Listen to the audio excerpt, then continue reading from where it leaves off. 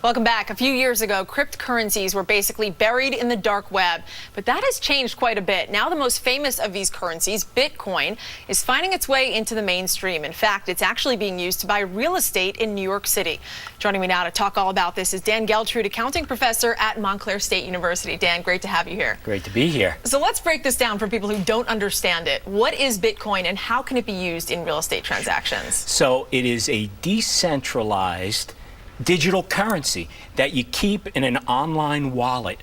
And then what happens is the way you had earned Bitcoins initially when this came out in 2009, you actually went on your computer and you started mining algorithms on behalf of Bitcoin. And the more successful you were, meaning solving the algorithms, you were awarded Bitcoins. That was your payment. Now, initially, these were only worth a few dollars. But over time, we've seen an explosion in the value of Bitcoin. As a matter of fact, as of today, we were talking about $2,700 per Bitcoin. Walk us through how it works in a real estate transaction to pay for an apartment or a home with Bitcoin.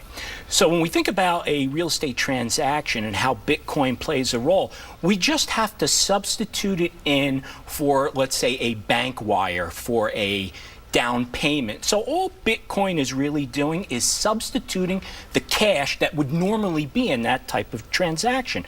However, the key point here is that Bitcoin, this digital currency, is leading the way for real estate transactions to become completely digital, and that is going to speed the process. What are some of the advantages of using Bitcoin when it comes to real estate? Well, real estate has always moved at basically a glacier speed. It always takes too long to get these deals done. What Bitcoin allows to happen is it cuts out the middlemen because of all this digital technology.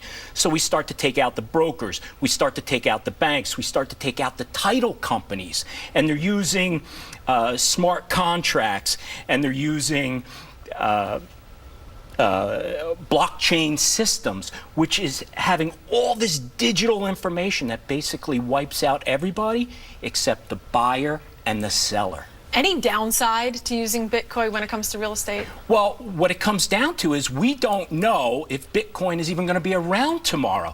So it's highly volatile in what's going to happen in the market with Bitcoin. There's always a chance for fraud, and it's new. People don't quite understand it. Before you go, Dan, we wanted to ask you really quickly. Bitcoin was in the news today because it's splitting in two. If you can just briefly walk us through what that means.